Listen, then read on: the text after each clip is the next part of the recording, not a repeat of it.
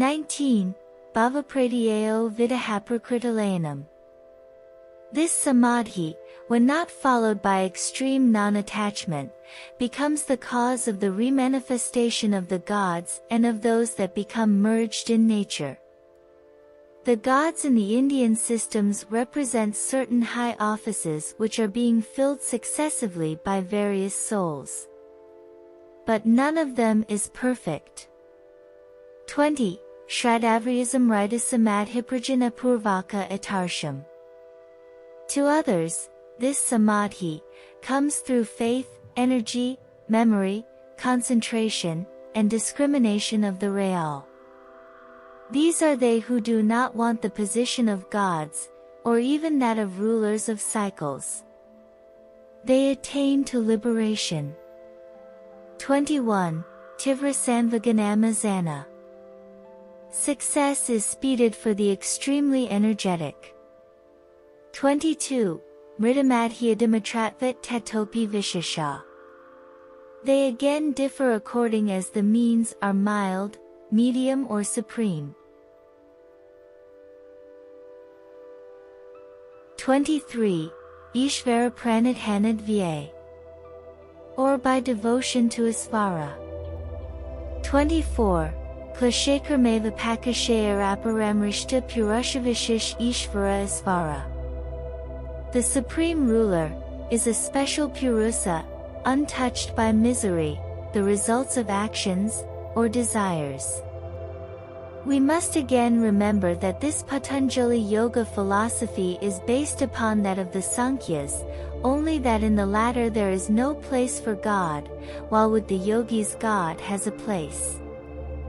The yogis, however, avoid many ideas about God, such as creating. God as the creator of the universe is not meant by the Isvara of the yogis, although, according to the Vedas, Isvara is the creator of the universe. Seeing that the universe is harmonious, it must be the manifestation of one will. The yogis and Sankhyas both avoid the question of creation.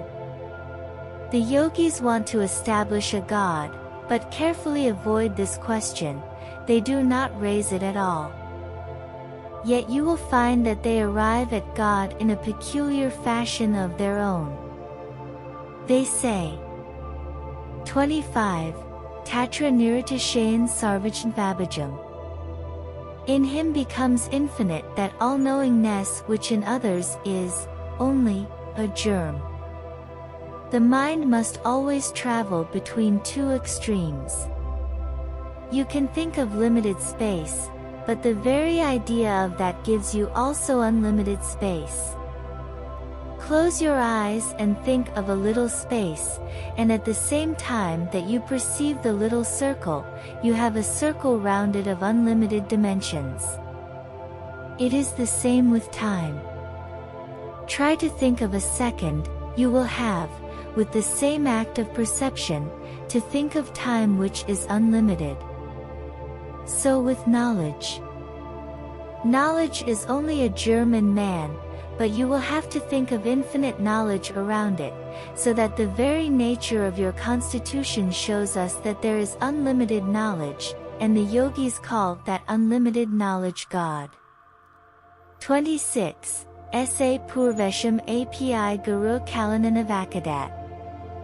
He is the teacher of even the ancient teachers, being not limited by time. It is true that all knowledge is within ourselves, but this has to be called forth by another knowledge. Although the capacity to know is inside us, it must be called out, and that calling out of knowledge can only be got, a yogi maintains, through another knowledge. Dead, insentient matter, never calls out knowledge. It is the action of knowledge that brings out knowledge. Knowing beings must be with us to call forth what is in us, so these teachers were always necessary. The world was never without them, and no knowledge can come without them. God is the teacher of all teachers, because these teachers, however great they may have been, gods or angels, were all bound and limited by time, and God is not limited by time. These are the two peculiar distinctions of the yogis.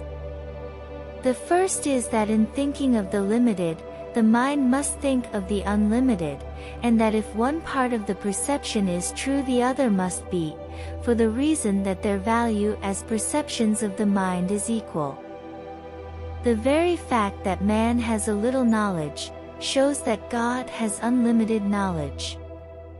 If I am to take one, why not the other?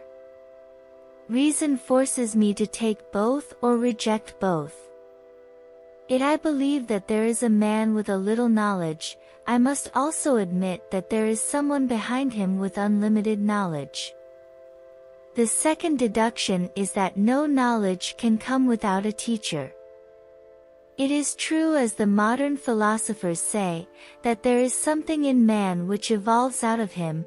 All knowledge is in man, but certain environments are necessary to call it out. We cannot find any knowledge without teacher. If there are men teachers, God teachers, or angel teachers, they are all limited. Who was the teacher before them? We are forced to admit, as a last conclusion, one teacher, who is not limited by time, and that one teacher or infinite knowledge, without beginning or end, is called God.